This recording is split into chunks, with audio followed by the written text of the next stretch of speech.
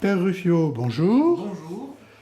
Vous êtes curé de 3 paroisses, un peu plus de 15 000 habitants, s'étendant sur au moins 60 km. Vous étiez absent en juin, juillet, août. Vous n'étiez pas malade? Non, je n'étais pas malade. Même si j'étais un petit peu fatigué fin mai, j'ai passé 3 mois à la demande de notre évêque pour terminer la rédaction de ma thèse en Suisse, à Fribourg. Pas très éloigné d'ici, mais c'est quand même dans un autre pays. Cette thèse, de quoi s'agit-il? C'est une thèse pour préparer un doctorat en théologie, et plus spécifiquement en liturgie, avec un sujet qui peut paraître complexe si on donne le titre exact, mais qui peut se simplifier assez bien. C'est comment est-ce que dans les préfaces de la messe, ces prières qu'on prend avant le Sanctus, Oui. on découvre que sur terre, on participe déjà à la liturgie du ciel et qu'on a dès maintenant un avant-goût du ciel dans nos joies quotidiennes, par exemple.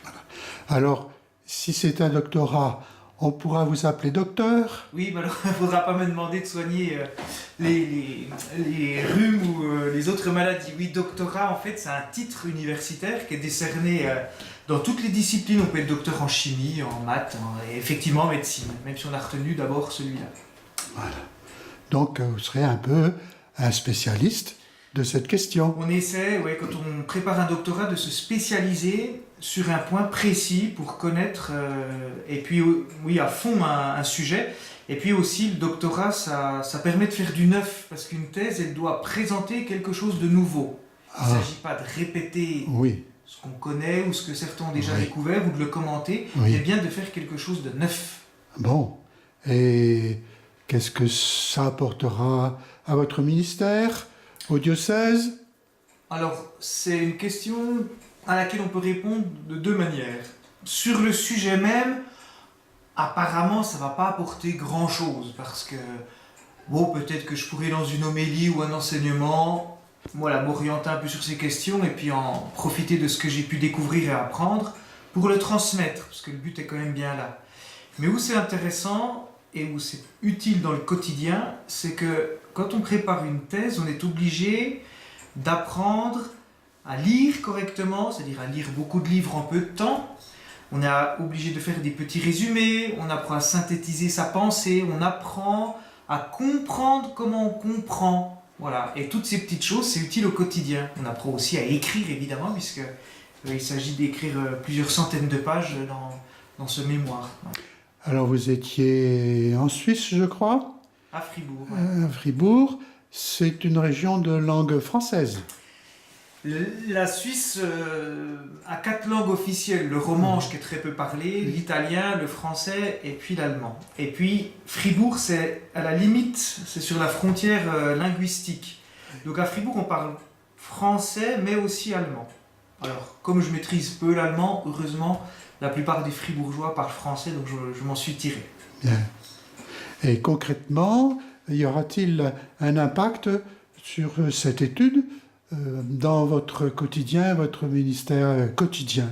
Quelque chose de concret ou pas? Oui. Oui et non. Vous avez sens... un peu répondu tout à l'heure. Oui, mais je peux encore ajouter quelques éléments, notamment dans la prière. C'est un peu étonnant parce que c'est quelque chose qui est quotidien pour moi. La dimension intellectuelle, c'est comme un travail intellectuel, eh bien, a transformé ou a donné comme une lumière supplémentaire à ma prière, et notamment la prière liturgique. Parce qu'il faut reconnaître que à la messe, par exemple, les prières que dit le prêtre, les oraisons, elles ne sont pas toujours simples. Et puis elles sont dites rapidement, oui, chantées ou pas d'ailleurs, oui, et on a rarement le texte sur nos feuilles, ce qui est peut-être regrettable, on pourrait le faire en fait, c'est une idée. Et on les entend vite sans se rendre compte de la beauté, de la grandeur et de la densité théologique. C'est-à-dire qu'en fait, ce qu'elles disent sur Dieu, de Dieu et à Dieu est quelque chose de souvent magnifique. Et ma thèse m'aide au quotidien à mesurer davantage ça. Ouais. Alors, c'est l'archevêque qui vous a envoyé. Dans le diocèse, quelle importance ça aura? Qu'est-ce que vous pourrez apporter au diocèse? Alors, c'est important de se former, mais pas qu'en liturgie, dans tous les domaines, en exégèse, en droit canonique, enfin, on va passer en revue toutes les disciplines. Pour avoir, sinon des spécialistes, au moins des gens qui sont un petit peu plus informés sur ces domaines. Ça permet d'aiguiller les fidèles qui sont en demande de formation. Là, de plus en plus, ça permet aussi d'éclairer sur certains points, parfois l'évêque même, qui lui connaît bien la théologie et tous les domaines évidemment, et qui est très bien formé même, en tout cas pour le nôtre, mais de temps en temps, notre spécialisation peut l'aider un petit peu, ou il peut parfois nous demander conseil, donc au niveau diocésain, ça peut être un soutien supplémentaire assez précis aussi. Alors, cette thèse sera-t-elle lisible par le commun des mortels? Alors oui et non. Techniquement, elle va être lisible parce qu'une fois déposée et soutenue, une thèse, elle doit être publiée. En France, en tout cas, c'est comme ça, puis en Suisse aussi, pour pouvoir avoir le diplôme complet. Pour avoir le titre de docteur, il faut que la thèse soit publiée, c'est-à-dire qu'elle soit écrite dans un livre, vendue dans le commerce, et puis éditée par une maison spécialisée d'édition. Oui, et donc, techniquement, oui, elle va être lisible, on pourra la lire, j'espère. Après, au niveau compréhension, il faut quand même dire que toutes les thèses, mais que ce soit en mathématiques ou en médecine ou en pharmacie ou en théologie, c'est souvent très pointu. Et on n'explique pas toujours tout au départ quand on emploie des termes complexes, c'est-à-dire que les lecteurs sont censés déjà les connaître. Donc je ne vais pas la vendre à mes paroissiens.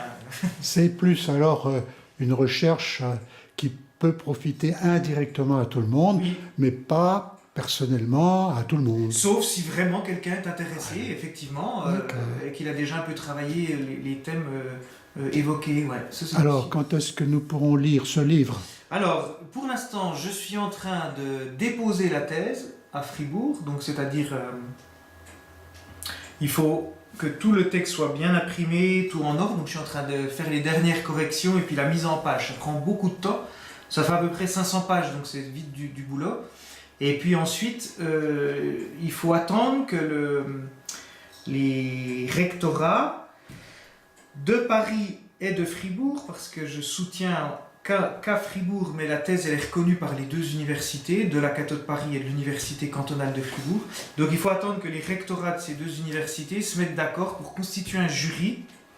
Je présenterai donc ma thèse au jury, qui décernera ou pas le diplôme, j'espère qu'ils le décerneront. Et puis c'est seulement après leurs remarques qu'on édite, c'est-à-dire qu'on fait le livre. Alors les remarques, elles peuvent être parfois peu engageantes, où le jury va dire vous pouvez publier. Puis parfois, pour certaines raisons techniques ou théologiques, ils vont nous demander de retravailler une partie de la thèse ou de la reprendre dans son ensemble pour la disposer autrement avant de publier le livre. Ouais, donc ça reste quand même assez technique. C'est technique, ouais. Et à ce moment-là, comment cela pourrait-il influer sur la conversion des pécheurs? Ah, ça, c'est une question que je ne me suis pas posée, mais c'est intéressant. Le sujet lui-même, oui, je peux répondre de deux manières. Le sujet lui-même, déjà, il est intéressant parce que dans les textes que j'ai travaillés, que j'ai étudiés, les textes liturgiques qui m'étaient donnés, que je devais analyser, il est beaucoup question de la miséricorde de Dieu. C'est des textes qui sont anciens, mais qu'on a aussi, qu'on retrouve encore aujourd'hui dans la liturgie actuelle. Hein. C'est intéressant, pas tous, mais certains ont été abandonnés. Mais dans les deux cas, on s'aperçoit que Dieu est très bon. Par exemple, on a une belle oraison qui me vient en tête, dans une préface, il y a cette prière. Ça dit à peu près comme ça, mais c'est du latin, donc je vais traduire comme ça. Dieu, tu as pu créer l'homme à partir de rien. Oui. Donc, tu vas bien pouvoir le recréer à partir de ce qu'il est. C'est-à-dire, sauver un pécheur, c'est moins compliqué que de créer un homme. Ouais. Donc on est en train d'amadouer gentiment avec foi le Seigneur en lui disant tu as pu nous créer à partir de rien, tu vas bien nous racheter même si on a péché. Donc au niveau des textes, ça peut me nourrir moi personnellement.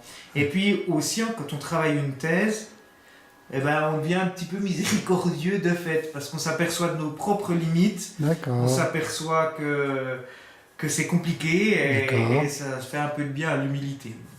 Donc c'est indirectement que les pêcheurs, pardon, pourraient en profiter. Ah oui, oui, oui, oui, oui, oui. Bon, merci. Avec plaisir.